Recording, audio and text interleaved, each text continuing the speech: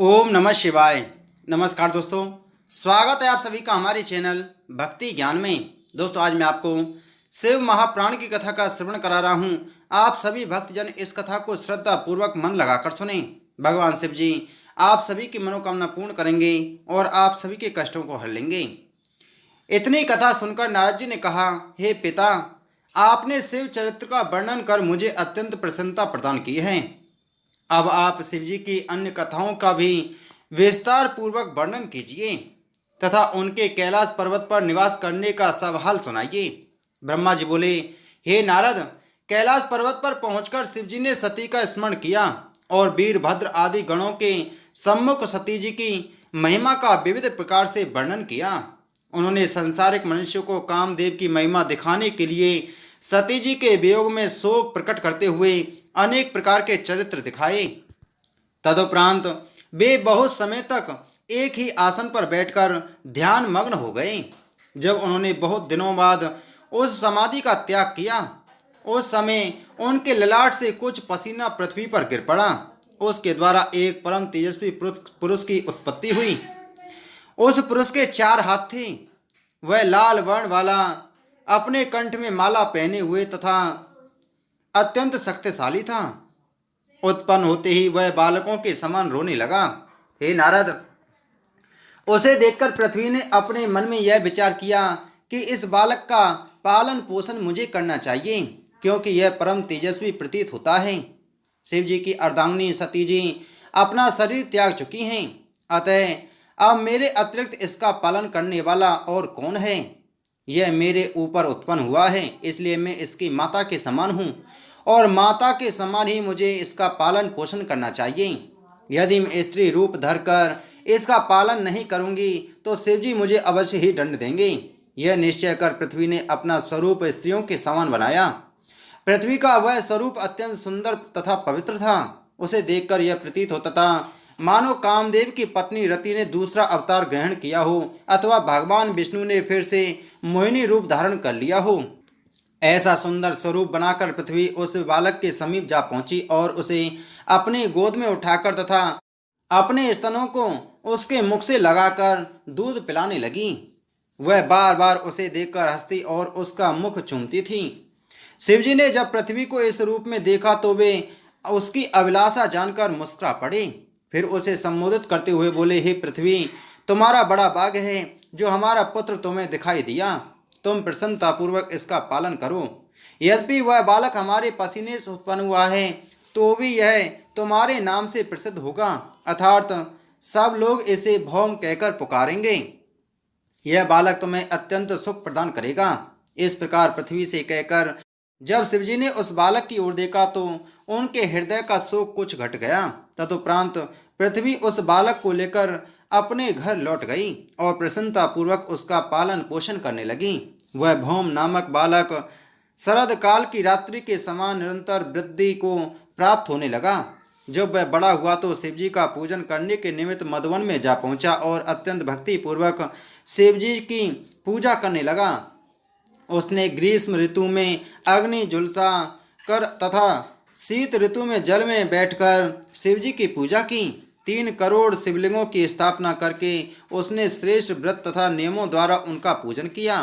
इस प्रकार कठिन तपस्या करने के उपरांत जब वह एक स्थान पर निश्चित होकर बैठा, उस समय शिवजी ने अत्यंत प्रसन्न होकर उसे अपने दर्शन प्रदान किए।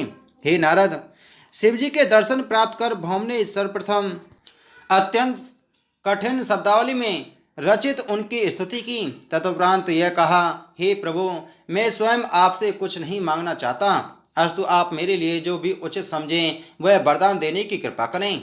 यह सुनकर शिवजी अत्यंत प्रसन्न होकर बोले, हे भौम, तुम्हारी बुद्धि को धन्य है। तुम मेरी आराधना द्वारा भक्ति पद को प्राप्त कर चुके हो। अब मेरी कृपा से तुम पवित्र मंगल ग्रह के रूप में प्रसिद्ध होंगे और तुम्हारा नाम सूर्यलोक से भी ऊपर होगा। तुम्हें सब प्रकार के आनंद और प्रसन्नता की प्राप्ति होगी। इतना कहकर शिवजी अंतर्ध्यान हो गए। तब भौम भी अपने लोक में जाकर परिवार सहित आनंद करने लगा। हे नारद, शिवजी के इस पवित्र चरित्र को सुनने अथवा कहने से धन संतान तथा सुख की प्राप्ति होती है एवं संपूर्ण प्रकार के रोग नष्ट हो जाते हैं। नारद जी ने कहा, हे पिता, शिव चरित्र को सुन सुनकर मुझे अत्यंत आनंद प्राप्त होता है। अब आप कृपा करके वह वृतांत सुनाइए कि हिमाचल की पत्नी मैना ने शिवजी से वरदान मांगने के उपरांत क्या किया। यह सुनकर श्री ब्रह्मा जी ने भगवान सदाशिव का ध्यान धरने के उपरांत कहा, हे पुत्र, जब मैना ने शिवजी से वरदान प्राप्त किया तब शक्ति को अपने ऊपर प्रसन्न देखा। तब वह आनंदित हो अपने घर लौट आई। वहाँ सर्वप्रथम उसने 100 पुत्रों को जन्म दिया। वे सब मैनाक तथा क्रौच आदि नाम से प्रसिद्ध हुए। उनके शरीर बहुत लंबे थे। वे सब अत्यंत बलवान, बुद्धिमान तथा गुणवान हुए। इसके पश्चात सती जी ने हिमाचल के हृदय में प्रवेश किया ताकि उनके सब मनोरथ पूर्ण हो सकें। हिमाचल ने सती जी के उस तेज को शुभ घड़ी प्राप्त कर मैना में स्थित कर दिया। जिस समय से सती जी मैना के गर्भ में आईं, उस समय से मैना का शरीर अत्यंत तेजस्वी हो गया। उस गर्भ को धारण कर मैना ऐसी सुंदर तथा तेजस्विनी हो गई जैसी पहले कभी नहीं थी। हिमाचल की यह अवस्था थी कि वे बारंबार मैना के निकट पहुँचते तथा मैना की सुखी सहेलियाँ द्वारा यह पूछवाते कि उसे किसी वस्तु की आवश्यकता तो नहीं है। मैना लज्जित होकर कोई उत्तर नहीं देती थी, परंतु वह जिस वस्तु की इच्छा करती वह स्वयं ही प्रकट हो जाया करती थी। ऐसी कोई भी वस्तु नहीं थी जिसे प्राप्त करने में मैना को कभी कोई कठिनाई हुई हो। हे नारद, मैना का गर्व जितना अधिक बढ़ता जाता था उतना ही उसका तेज भी अधिक होता जाता था। गर्भावस्था में जिन रीतियों तथा उत्सवों को करना उचित है उन सबको हिमाचल ने बड़ी धूमधाम के साथ संपन्न किया। उन्होंने सब लोगों को इच्छानुसार दान दिया तथा ब्राह्मणों, देवताओं और अतिथियों की भली भांति पूजा की। उन्हीं दिनों में विष्णु जी तथा अन्य सब देवता शिवरानी की गर्भस्तुति करने हेतु हिमाचल के घर गए और अपने कर्तव्य को पूरा करने के उपरांत लौट आए। जब गर्भ के 9 महीने व्यतीत हुए और 10वां मास पूरा होने लगा, उस समय आकाश तथा पृथ्वी में शुभ शकुन होने लगे। आकाश पूर्णतः निर्मल हो गया और उसका प्रकाश बढ़ गया। सभी अशुभ ग्रह लुप्त हो गए। उस समय ऋषि मुनि तथा देवता पुष्प वर्षा करने लगे एवं गंधर्व, सिद्ध, चारण, किन्नर, अप्सरा तथा विद्याधर अपनी स्त्रियों सहित नाचने गाने लगे। इस प्रकार मधुमास की शुक्ल पक्ष नवमी को मृगशिरा नक्षत्र में अर्धरात्रि के समय भगवती महामाया ने उस अपार आनंद के बीच मैना के गर्भ से पार्वती रूप में जन्म ग्रहण किया। काल का पुराण में भी यह कथा लिखी हुई है। हे नारद, उस समय मैं तथा विष्णु जी सब देवताओं सहित संपूर्ण सामग्रियों को साथ लेकर हिमाचल के स्थान पर जा पहुँचे। हम सब ने अपनी अपनी बुद्धि के अनुसार शिवरानी की स्तुति एवं प्रशंसा की। उस समय अनेक प्रकार के बाजे बज रहे थे तथा पुष्प वर्षा हो रही थी। देवताओं ने उन आदि शक्ति की स्तुति करते हुए इस प्रकार कहा, हे जगदम्बे, आपकी जय हो। आप तीनों लोकों की माता तथा भगवान भूत भावन की अर्धांगिनी हैं। आप हमारी विपत्तियों का नाश करें, क्योंकि हमारे मन की कोई भी अभिलाषा आपसे छिपी नहीं है। हे आदिशक्ति, आपका तेज अपरिमित है। सृष्टि के सभी जीव आपके सेवक हैं। ब्रह्मा, विष्णु तथा शिव आपके पुत्र कहे जाते हैं तथा तीनों गुणों की उत्पत्ति आपसे ही हुई है। आप ब्रह्म स्वरूप आदिशक्ति बनकर सब जीवों में निवास करती हैं तथा सबसे भिन्न भी रहती हैं। वेदों ने आपकी महिमा का कुछ वर्णन किया है, परंतु पार नहीं पा सके हैं। नारद, सारद, शुक्र तथा सनकादिक बुद्धिमान मुनि और देवता वाचाल होने पर भी आपकी महिमा का बहुत थोड़ा ही वर्णन कर सके हैं। उपनिषद इस बात को कहते हैं कि यदि किसी मूर्ख पर भी आपकी कृपा हो जाए तो वह आपकी स्तुति करने में समर्थ हो सकता है। आप अपने भक्तों को मुक्ति प्रदान करती हैं तथा करोड़ों कलाओं को अपने वश में किए रहती हैं। आप अहंकार को नष्ट करने वाली हैं। वेद और वेदांत सब में आप सन्निहित हैं। हे भगवती, आपके सहस्त्रों नाम हैं जिनका वर्णन करना वाणी के सामर्थ्य से परे है। इस प्रकार बहुत स्तुति करने के उपरांत सब लोग अपने अपने घर को लौट गए। इतनी कथा सुनकर नारद जी ने कहा, हे पिता, अब मेरी यह अभिलाषा है कि भगवती महामाया के जन्म के पश्चात का वृत्तांत आप मुझे सुनाने की कृपा करें।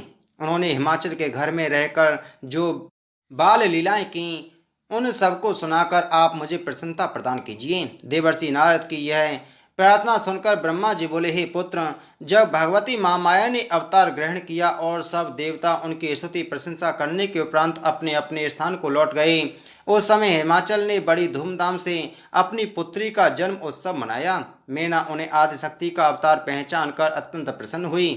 उस समय भगवती जगदम्बा ने भी अष्टभुजी स्वरूप धारण कर मैना को अपना दर्शन देकर कृतार्थ किया। हे नारद, उस स्वरूप का वर्णन करना अत्यंत कठिन है। वे भगवती 8 भुजाएं, 3 नेत्र एवं ज्योतिपूर्ण वस्त्रालंकारों को आधारण किए हुई थीं। मैना ने जब उनको इस स्वरूप में देखा तो उनकी बहुत प्रकार से प्रशंसा करते हुए यह कहा, हे भगवती, आपने अत्यंत कृपा करके मेरे घर में अवतार लिया है। मेरी यही प्रार्थना है कि आपका यह स्वरूप मेरे हृदय में सदैव स्थित रहे। अब आप कृपा करके पुनः अपना बाल स्वरूप धारण कर मुझे सुख पहुँचाइए। हे नारद, मैना की प्रार्थना सुनकर भगवती माँ माया ने उसे सांत्वना देते हुए कहा, हे मैना, मैंने इस समय यह स्वरूप केवल इसलिए धारण किया है ताकि तुम्हारे हृदय में यह विश्वास हो सके कि मैं वही देवी हूँ जिसे तुमने वरदान प्राप्त करते हुए देखा था। अब तुम अपने मन में निश्चिंत हो जाओ। इतना कहकर भगवती जगदम्बा ने पुनः बाल स्वरूप धारण कर लिया और नवजात शिशु की भांति रोदन करने लगी। उस समय सब स्त्रियां मैना के समीप आ इकट्ठी हुईं। कन्या का जन्म देखकर उन सबको अत्यंत प्रसन्नता हुई। हिमाचल को भी उस समय बहुत हर्ष हुआ। तदुपरांत वे पुरोहित, गुरु, ब्राह्मण तथा ऋषि मुनियों को साथ लेकर घर के भीतर पहुँचे। उस समय ऋषि मुनियों ने उस कन्या को देखकर कहा, हे पर्वतराज, तुम्हारे घर आदिशक्ति ने अवतार लिया है। यह सुनकर हिमाचल ने अत्यंत प्रसन्न हो ब्राह्मण तथा भिक्षुकों को बहुत सा धन दान में दिया। नगर की सब स्त्रियों की उस समय अपना अपना श्रृंगार कर बधाई देने के लिए मैना के समीप आ पहुंची। हिमाचल ने रीति पूर्वक संपूर्ण संस्कारों को संपन्न किया। तदुपरांत ब्राह्मणों ने उस कन्या के नाम गिरिजा, काली आदि रखे। हे नारद, बाल स्वरूपा शिवरानी ने संसारी बालाओं की भांति ही अनेक चरित्र करके माता पिता को प्रसन्न करना आरंभ किया। जो जो उनकी आयु बढ़ती जाती थी, वे विविध प्रकार के चरित्रों द्वारा सबको प्रसन्नता प्रदान करती थीं। वे कभी गोद में लिपटकर मुस्कुराती, कभी अपनी तोतली वाणी से ऐसी बातें करती थीं जिनको सुनकर माता पिता को अत्यंत प्रसन्नता प्राप्त होती थी। कुछ समय में ही उन्हें उमा, शिवा आदि नामों से भी पुकारा जाने लगा।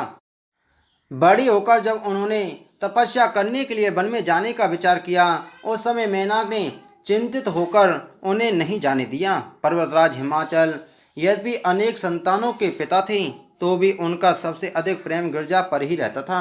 गिरजा दिन प्रतिदिन चंद्रमा की कला की भांति बढ़ती जाती थी। कभी वे कौड़ियों का खेल खेलती और कभी गंगा जी के जल में विहार किया करती थीं।